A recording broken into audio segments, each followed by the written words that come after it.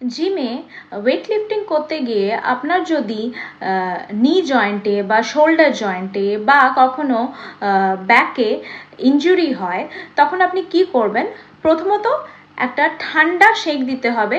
Ice bag নিয়ে সেই জায়গাটায় ঠান্ডা শেক দেবেন, এবং তাতেও যদি ব্যথা না কমে তাহলে আপনি ব্যথার ওষুধের মধ্যে অন্যতম হলো প্যারাসিটামল, যেটা আপনি যদি আপনার ওজন 50 কেজিসের উপর হয় তাহলে 1 গ্রাম করে দিনে 3 বার করে খেতে পারেন। এবং তাতেও যদি ব্যথা না কমে কখনো কখনো আমরা বিভিন্ন এনসেড জাতীয় ওষুধ রেকমেন্ড করে থাকি, কিন্তু সেটা অবশ্যই একটা ডাক্তারবাবুর পরামর্শ নিয়ে স্টার্ট করবেন। এবং তাতেও যদি আপনি জয়েন্টটা মুভমেন্ট করতে পারছেন না, মনে হচ্ছে কোনো লিগামেন্ট বা টেন্ডন ইনজুরি হয়ে গিয়ে থাকে, তাহলে অবশ্যই একটা এমআরআই করতে হবে। এমআরআইয়ে দেখতে হবে কোনো ইনজুরি আছে কিনা, এবং রিজেনারেটিভ থেরাপি মানে প্লেটলেট রিচ প্লাজমা থেরাপি করা যেতে পারে এইসব ইনজুরিতে।